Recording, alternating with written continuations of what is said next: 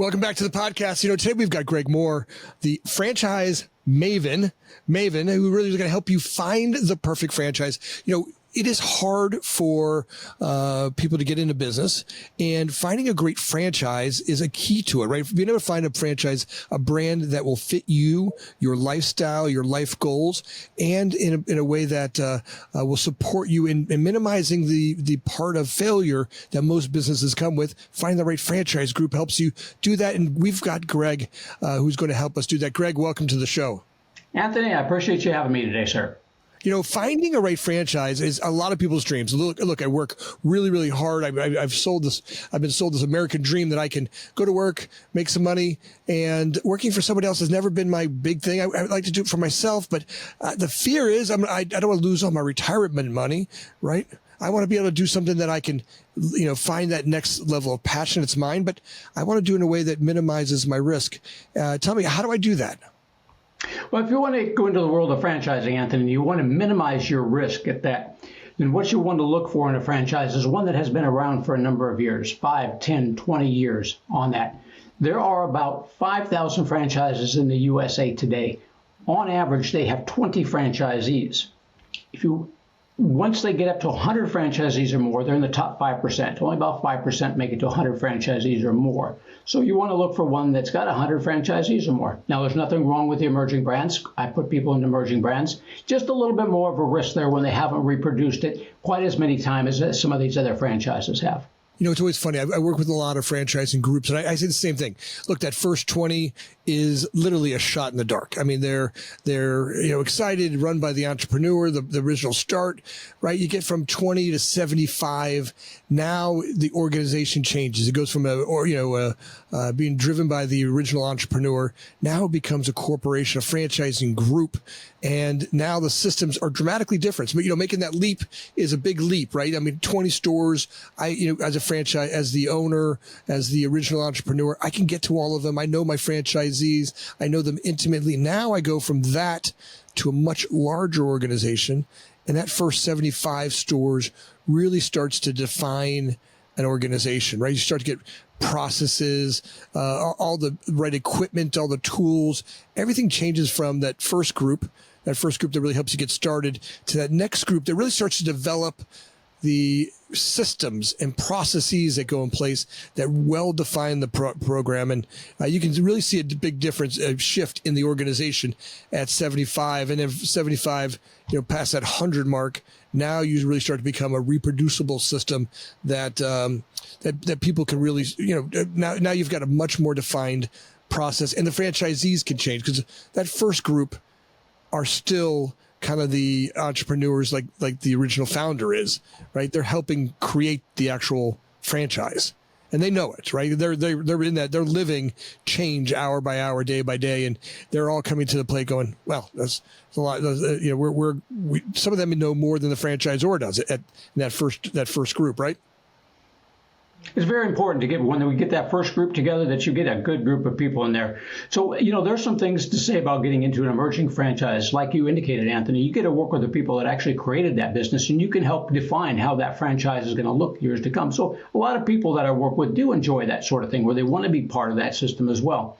And then as you go through the process of, as a franchisor, you picking out the right franchisees. The first few might be a little bit of a challenge. You might pick some that aren't quite as well as you'd hope. Check out the movie with Michael Keaton, the founder with McDonald's. He picked out those ones that were doing it semi-absentee, and he realized, nope, those aren't the ones for me. I want the husband and wife teams that are going to run it full time. So as a franchisor, that's what you do.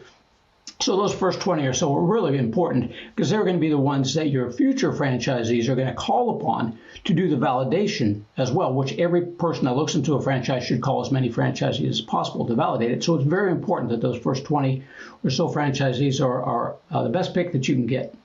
Well, my judgment is, and I've worked with a lot of franchising groups with that first group. One of the sandwich shops that's got a couple J's in their name.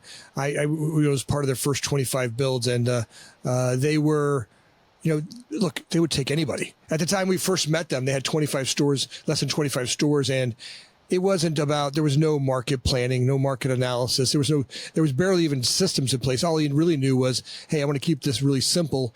And he had a great recipe, but systems were nowhere near developed. And I remember we sat down with him. I brought a group for him from Blockbuster Video, and we tried to buy the company at the time.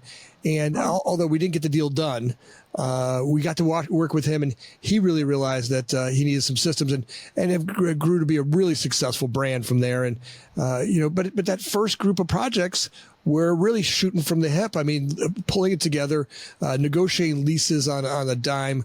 Some were successful, some were failures, but he knew enough to be dangerous. But that first group was really shooting from the hip, and his success was really key of just some real hard work and great. They did some great work there, but it took a little bit to get through that first group.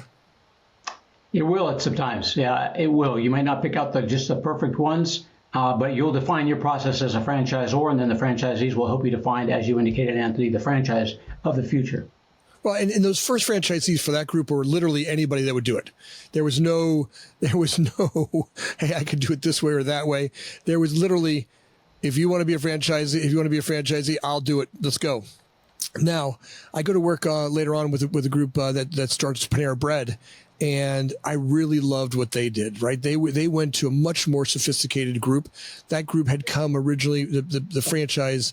The employees that work in the franchise, company, that group came from some other brands that had rolled out, and they realized that finding an upgraded franchisee, a minimum net worth of $3 million, cash on hand to be able to support their growth was really key in those first franchisees, so that they could be successful, and ultimately made the brand more successful. And then one of the other things they talked about was, they had to have someone in the marketplace.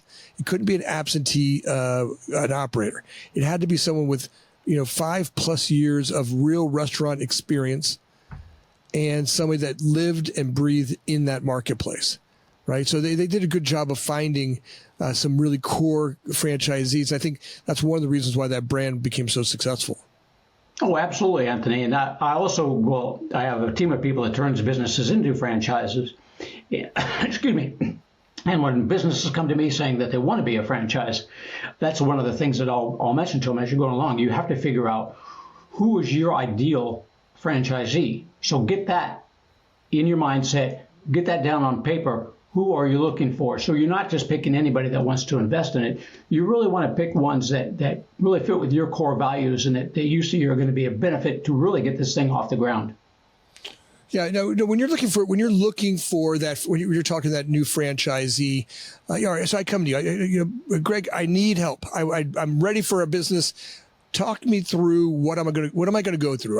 What's day one with you look like? How do we put our agreement together? Tell me a little bit about how I go from, all right, I'm ready to go. All right, now what do I do? First call together, Anthony. You and I. You will ask me anything you want about myself, and you will ask me anything you want about franchising. On that, I want you to get comfortable with me first and make sure you're okay with working with me on that one.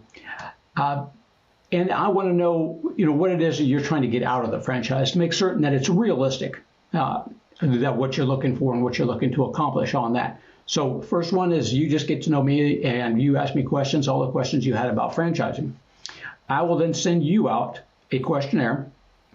And it just goes over, where have you been? So what do you bring to the table? What is your skill set? Where are you at now? What are you looking to invest time-wise? What are you comfortable investing money-wise? And then where do you want to be 5 to 10 years from now on that? And then we'll go through that questionnaire, and I'll send you a matrix of business types to kind of get the creative juices flowing about the different types of franchise businesses that are out there as well. So our next call is going to be all about you. We'll talk for about an hour. Just all about you, and I'm going to try and get to know you as well as I can, so I get a good feel for, what kind of skill sets you bring, how would you match up with which different franchises on that. And I ask you a lot of questions, go through the questionnaire, go through the matrix of business types. And then what I do is I'm kind of like Match.com and Realtor.com, all rolled into one on that one. All rolled into one. Yeah. Match.com, I love it. So what I'll do then is, after I gather that information, is I'll come back to you with 5 or 10 different opportunities. I'm looking for franchises when I call them and ask them, Anthony is over here in, Licking, Missouri. What does the demographics look like for Licking, Missouri for your franchise? Does that fit what you're looking for? This is Anthony's background and skill set. I pretty much know already, because I talk to the franchisors all the time, what kind of skill set they're really looking for on that. So if you've had, absolutely no background in sales, I'm probably not going to be presenting you as the Sandler sales training franchise, because that just wouldn't be a good fit. So that's what I'm looking to do, is get that matched up with that. And then again, do you like emerging franchises? Do you want a franchise that's been around for a long time so you reduce your risk? If you've never been involved in a franchise before, or a business of your own, then we probably want to look at something that has, like we were talking about before, Anthony, 100 or more franchisees out there. We're going to reduce your risk a little bit. After you've been comfortable with the franchise system and owning your own business for a while, then we may look into an emerging type franchise. But I'll come back to you with 5 or 10 different opportunities, send you out my little one-pagers on each one, give you a chance to kind of look them over. We'll get back together again, and we'll go through those 5 or 10 opportunities. I'll answer any questions that I can that you have about the franchise, and we'll narrow that down to 2 or 3 on that you look at those and you think, all things being equal, I could see myself doing something like that. And then I introduce you to the franchisors, and then we take you through the franchise investigation process. We go through that together, how they're going to help you find employees, how they're going to help you find clients, the training, what the demographics look like, why they feel it's going to be a good franchise in your area. Go through the franchise disclosure documents. We'll get you out funding people. We'll get you out CPAs. We'll get you out franchise attorneys. And there's no agreement between you and I. I'm free on that. I'm just here to help you and consult with you. The franchisors will pay me a referral fee if you decide to get involved in one of the franchises. Oh, that's interesting. So that's interesting. So you actually don't charge anything to the franchisee, that you get paid a commission from the franchisor. Yep. So I better be very good at picking out the right franchise. Yeah, no, that's amazing. So, let's go back. You were talking a little bit about Sandler. I'm familiar with those guys. Joe, a guy who puts a producer of our show, he works with one of the franchisees of Sandler, and they're great people, and they do some amazing work. So, how do you decide? So, you start looking at their personality. Is it what they like? Is it the business that they're in? Is it the idea? So, I come to you. I've got construction in my background. I've got restaurants in my background. Are you looking for my passions? What are the things you're looking for that you found to help marry a franchisee and a franchisor? Is it the time commitment? Is it lifestyle? What are the things that are the characteristics that ultimately have made your best franchisees? Great question, Anthony. Number one, the very first one that we look at is what's your net worth? Every franchise has a predefined net worth that's required of their franchisees. So every franchise I bring back to you is going to be within your net worth on that one. Your time commitment. How much time do you want to commit to that franchise or to a business in itself? Are you keeping your day job? Are you keeping your other business? Do you need something semi-absentee where you're working, 10 to 15 hours a week, depending on your management skill and style? So we're looking at that as well. Then I ask them, what is the main thing that you're looking for in a franchise? You want to give back to society? You want to make a lot of money? You want to do both? What is it that you want out of this franchise? Do you want 9 to 5, Monday through Friday? Are you okay with weekends? Are you okay with nights? These are all the sort of things. And then we'll also look at the employees. What are you looking at as far as, what type of employees do you like to work with? Skilled labor, non-skilled labor, a lot of employees, not a lot of employees, doesn't matter. And then we'll go through a few different industries. Do you like the home services? Do you like business to business? Do you like senior care? Would you prefer a brick and mortar? Or would you prefer a service industry on that? And that goes in also to, how much money that you're comfortable investing in a franchise. So many different things that we'll go through together in order to really, for me, to narrow down the possibilities. So tell our viewers a little bit, why franchising rather than starting your own? What's the benefit of going franchise? I think we talked a little bit about it, but that's really well defined. So look, if I'm sitting here, I'm on the line of scrimmage, I'm ready to go do something. Why a franchise as opposed to starting my own business? You want to get into a franchise, Anthony, other than doing your own business, because you want that franchise to get you to where you want to be 2 to 3 years quicker than if you were to do it yourself. Mm-hmm. You want that business in a box is what you're looking for. You just step right in, and they've already have, as we were talking about earlier, and you mentioned the policies and procedures, so that you know exactly what to do the minute you step into that franchise. You're never wondering, what do I do next? You've got that franchise team that's going to help you grow your business, and you're going to talk to many different franchisees along the way, and you're going to make friends with them. for the most part, most franchises have predefined territories. So franchisees are not competing with each other. They're all helping each other build that business up and grow it together. So you're looking at a franchise as having a whole tribe or a whole team of people that are going to help you build that business up, as opposed to if you do your own business, you're on your own. Now, I had bought a dry cleaners with a friend of mine when I was an engineer, and it was a privately owned dry cleaners. And boy, that was a real challenge. We knew nothing about dry cleaning. We were engineers. We're microelectronic circuit engineers on there. And then we got into the dry cleaning. It was fun. It was interesting. But, it was a challenge because, when you wanted to buy something, chemicals or get the machines fixed or, dump the excess chemicals, where do I go? What do I do? How do I advertise it to grow this business? All of that is what the franchise provides for you. You're going to pay for it. You're going to have a franchise fee. You're going to have royalties. You're going to pay for it. But the main thing is you're going to be looking to get to where you want to be 2 to 3 years quicker than if you were to go and do it yourself. Well, I tell franchisees all the time, I go, look, you think that franchise fee is what you're competing with as opposed to opening. What you don't realize is your learning cost as an individual, right? The franchisor has already taken all of that out. That 7% or 6% or whatever that number is that the franchisor is charging you, and they're all different depending on what kind of brand you're working on. It's nothing compared to the lost opportunity cost because you don't understand the bit marketplace. The whole process of getting from an idea to grow in the idea, right? The franchisor has already jumped that chasm. They've already chewed the glass to figure out how to make that process work. And you don't have to do that. They've got the systems, equipment, the processes, the timing, the scheduling. They have the training for your employees. All of that stuff's already done for you. And now if you follow it well, right? I find those franchisees that find a great brand and then they find, and they follow that brand system to a T, right? They get trained and follow that system. That learning curve for them becomes much, much quicker. It's the ones who get into a franchise and then try to go off lone wolf it. And I'm like, there's no value in having the franchise, right? Go find a franchise that you can master their perfect systems. And now you become that franchisee that's, first in class. And every great revenue producing franchisee that I work with, I notice something.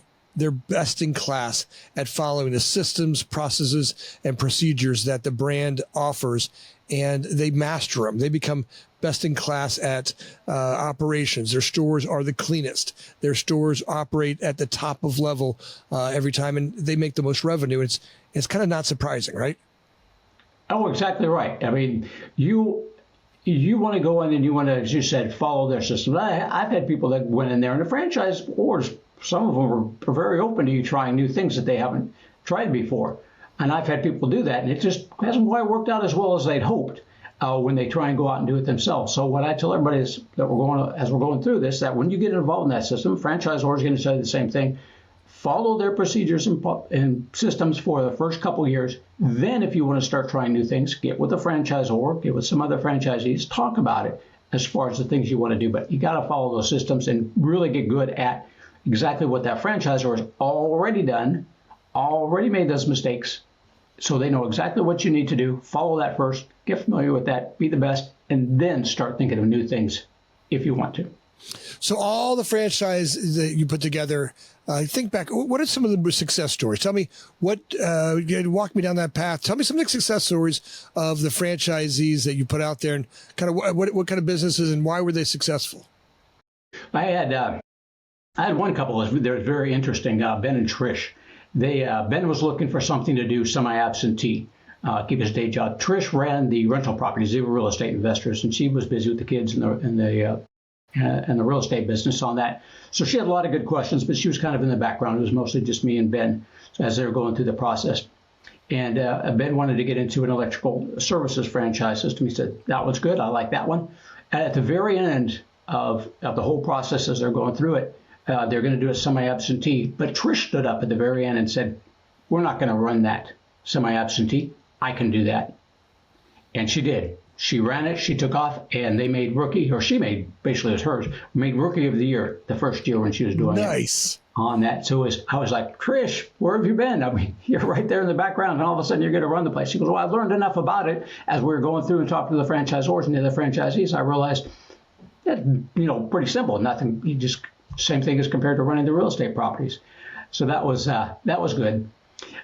So that one you could run semi-absentee. I had another gentleman that ran a kitchen remodeling franchise. He was pretty funny. He actually just stepped away from his job and he wanted to try something different. Too much travel, so he ran a kitchen remodeling franchise. Got into that, really liked it. 3 years later, he calls me up, Greg. Like, yeah. He goes, I want to sell my business. I was like, is there a problem? No, it's making a whole lot of money. It's been a whole lot of fun, and I built it up to where I want it. I want a new adventure. Let's sell this one. Let's try another one. So, right on, dude. We'll do that. And sure enough, he did. He got into some children's playgrounds or something like that that we got him into on that one. That was pretty funny. He was good. And then I had another gentleman who was running another senior care franchise, and this one required you to do it full time. They didn't want you to have another job or another business. They wanted you to do it full time. And it was about 3 years later for him as well. And he calls me up and he says, Greg. I said, yeah. He said, I'm bored. This thing runs like clockwork. I said, I thought they wanted you to do it full time. He goes, nah, as long as it runs great and makes a lot of money, you can have a manager do it. He goes, but I need something else to do now on that. So I was like, all right. So we're in the process of trying to find him one as well at this moment on that one. So a lot of great people out there, and they do wonderful things. It's fun when I see them successful, right? The franchisees that end up having multiple locations, and they start to, and then they can hand them down to their kids. I've watched some of the brands we work with where it's become generational, right? It was husband and wife, now becomes husband and wife with children, and as their children have entered the business. Some of the brands we work with are multi-generational, right? Their children have entered the business. Now their children's children have entered the business. And it's not always that way, but it's kind of surprising with some of these brands. Their children have grown up in the business, right? They grew up in the franchise and very successful, and watching mom and dad create a life that's worth living, a life that lifestyle that really has them been able to live a quality lifestyle because the systems that are created by the franchisee. Franchising can be an amazing way to go for those that are looking for a system to operate. And I think it's a lot of fun when you can pair those people up. Greg, if people want to find you and come meet with you and start to get their own franchise, like, hey, Greg, I'm ready for my own franchise. How do I start to look at that? And let's kind of do this real quick. So one, when do I know I'm ready? What do you tell me? When do I know I'm ready? What do I need to be ready?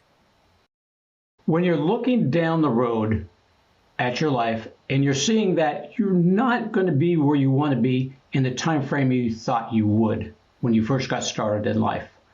When you're thinking that not everything is in place. My life isn't exactly the way I want it, or you just want some extra money. You want another option. You want to diversify out a little bit. When you start thinking those sides, it's time to think about franchising as an option. Keep in mind that not everybody that I work with gets into a franchise. There's plenty of people that realize that they go along through this and they're looking at that, and after they learn about a franchise, they're like, nope, I ain't doing that. I'm not touching it. That's fine. We're going to get you to that point. But when you're at that point where you start thinking that not quite where I want to be, I need an extra income, you need to diversify, that's when you start thinking about looking into franchising. When I'm looking at franchising, is there a dollar amount I should be looking at? How much money should I be spending? What should I be thinking about I need? Is it $100, $100,000, or $500,000, or what do I know financially I'm ready? So there's two different ways you can go there, Anthony, on that one. For the minimum amount, you're looking at, if you get into the service industry where you're working from home or you have a small office, you're looking at around $150,000, give or take, on that one. If you want to something where you have a brick and mortar, you're going to be looking at probably $250,000, $300,000 on up for something like that. All right. Can I finance that? Is that something I can take loans out for? How much of that do I need cash, and how much can I take a loan on? Great question, Anthony. So for the service industry, if you just want to go a standard, SBA loan, you probably do an express loan for one of the service industries, and then you're looking at putting $20,000 of your own cash in there. And as long as you've got good credit, they'll fund the rest of it. We have funding people that'll take care of all that for you. So about 20,000 down for service industry will get you there. For brick and mortar, that's going to be a little bit more. You're going to be looking at about 20% down. Probably go the 7A route if you're going to do the SBA loan. Look, that's not as big as I thought it would be. I mean, look, $20,000. Look, that's reasonable. I can. So you're saying to me, I can go get into if I have good credit, I can get into a franchise somewhere in that 20,000 buck range, and I can be successful. Does that cover what all does that cover? Well, that just covers the down payment for the loan. So the total investment is going to be $150,000, give or take, depending on if you need equipment. What that $150,000 is going to cover is the franchise fee. Franchise fee, generally speaking, are going to be around $50,000, give or take, on that. The rest of that money, and that $50,000 franchise fee, by the way, doesn't matter if it's a service industry, brick and mortar, they're all pretty close to the same. The rest of the money is going to be the total investment to get that business up and running, to keep it going. With the service industry, small office, so you need to rent the office if you need to train some employees, a little bit of equipment, that sort of thing, will be the total investment on that. With the brick and mortar, of course, you've got that build out, and that's where the extra money comes in. The extra $200,000, $300,000 on up is getting that build out of that space. All right. So now $20,000 invested. Right now, how fast is it till from the time I say, Greg, I'm ready to go, let's go find a franchise, to the time I sign a franchise? What's that timing usually take? That's going to be on average about 3 months, 2 to 3 months. So 3 months to go find the perfect franchise for us. You're going to help me find that. We're going to go do some discovery days. We're going to go hunt down and really talk to those franchise groups and make sure I find the one that fits me the best. Take me 3 months. Now, from there to from signing up with the franchise or to making money, right? What's being able to really fully engage in it. What's that timing take? That'll depend on whether you go with a brick and mortar or service industry. If you go for a brick and mortar, you're probably looking at around 7, 8, 9 months to find the perfect real estate location and get that built out before you open your doors and money starts coming in. With the service industry, once you're trained, you're pretty much set to go. There may be a couple of them, depending on which franchise you get into, where you may need some certificates, you may need some licensing on that, so that may take a little while, but pretty much as soon as you get trained by the franchise with the service industry, you're up and running. So give it another month after that to make certain that you got the good training day, you're trained, you're ready to go, you open up your doors. Awesome. So, so we're talking about a month to get engaged, right? To find the right group. We're talking about another, 3 months. 3 months to find the perfect group, right? Now I'm ready to sign on the line and move forward. And we're talking another, 3 months? Wait, what's that timing again? But if it's service industry, you're probably looking at about a month, maybe a little bit more. So that's in. Then they send me through some sort of training, right? And how deep is that training? Is it like what are they teaching me in that training? Is it what I do on day one? Is it tell me how to find customers? What are the things I'm learning? Because look, I don't. How am I going to get customers? Right? How am I going to do accounting? Right? How do I make payroll? I've never done this before. I was an engineer. I was an electronic engineer before I did this. Right. Now what do I do? Now I got to become a franchisee. How do I make payroll? How do I buy inventory? How do I do all this stuff? Are they going to teach me all that? Yes, Anthony. When I went into my first franchise, which was a Schooley Mitchell telecommunications consulting franchise, I went to their offices for about a week, and they taught me exactly that. Everything that I needed to know how to run that business, from utilizing their systems, utilizing QuickBooks, who to talk to, what to say to them, how to get appointments with them. Everything was taught. And then after that, I had a mentor that we met every week, or as often as I wanted to meet with them on that. And we'd go over my key indices. What are you doing this week? What's working? What's not? How can we improve it? Show me how much you've been bringing in. How many people have you talked to? So training for about a week. And then you've got that mentor that's going to stay with you the whole time until you're at a certain level. That's awesome. Well, Greg, I got to tell you, I think people are excited. And I know a lot of our audience keep asking me more and more questions about, hey, how do I find that perfect franchise? Greg, if you want to get a hold of you and link up with you and Franchise Maven, what's the best way to do that? You go to my website, franchisemaven.com. That's franchise, M-A-V as in Victor, E-N.com. Email me at greg@franchisemaven.com, or just pick up the phone and give me a call at 361 888-772-6401. And we'll make sure we put all that down below in the description for any of you guys that want to get it. And really look Greg up. He'll help you get into a franchise group and help you get from here to making money faster. And Greg, what a great your blessing to have on the show. Thanks for coming in and answer questions. How do I become a great franchisee? So that's awesome. Thank you. Thank you for having me, Anthony. I appreciate it. Audience, last week we noticed that we had over 4,000 downloads. It was amazing. You guys had a great week. Some great comments from all of you guys. I always love when you get comments. Put as many comments down there as you want. But I noticed that there was a bunch of you that were not subscribed. If you could take a second right now, it makes a world of difference to the team, to Joe and Alyssa and Connor and all the guys and gals in the background that put this podcast together. If you could do that, it helps us get great guests like Greg and his company on. So if you could do that for us now, I would be grateful. And as always, thanks for listening.